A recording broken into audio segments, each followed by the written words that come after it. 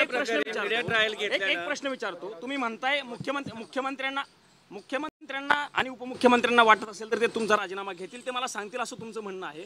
पण तुम्हाला काय वाटतं, नैतिकता म्हणून तुम्ही राजीनामा देऊन या सगळ्याची चौकशी होईपर्यंत बाजूला राहायला पाहिजे असं तुम्हाला वाटतं का मंत्री म्हणून? एक मिनिट, माझी नैतिकता माझ्या लोकांच्या बद्दल प्रामाणिक आहे.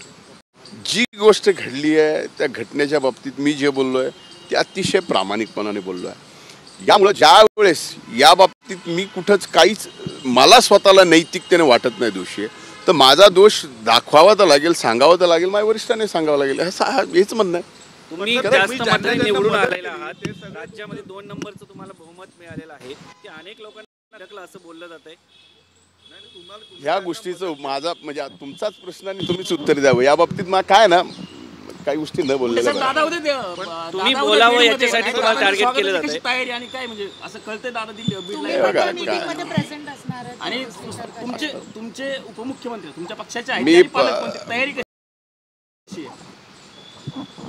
आता या बाबतीमध्ये तयारीचा विषय मी तर दिल्लीत आहे, पण आदरणीय दादा पालकमंत्री म्हणून बीड जिल्ह्याला पहिल्यांदाच येत आहे. याच्या अगोदर त्यांचं ज्या ज्या जिम्मेदारीवर ते आले बीडला त्यावेळेस अभूतपूर्व आम्ही घेतलं. पण आज उद्याची जी बैठक आहे ती पहिलीच DPDCची बैठक आहे आणि त्या बाबतीमध्ये तयारी वगैरे असा विषय काही नाही. आपण पाहतोय की आता उद्या जर अभूतपूर्व तयारी केली तर त्याच्यानंतर बातम्या काय येतील हे परवा दिवशीच्या आहे. ह्या आज मला माहीत असल्यामुळं उद्याच्या तयारीच्या बाबतीमध्ये फारशी काही तयारी केलेली नाही. हॅलो, हा सर.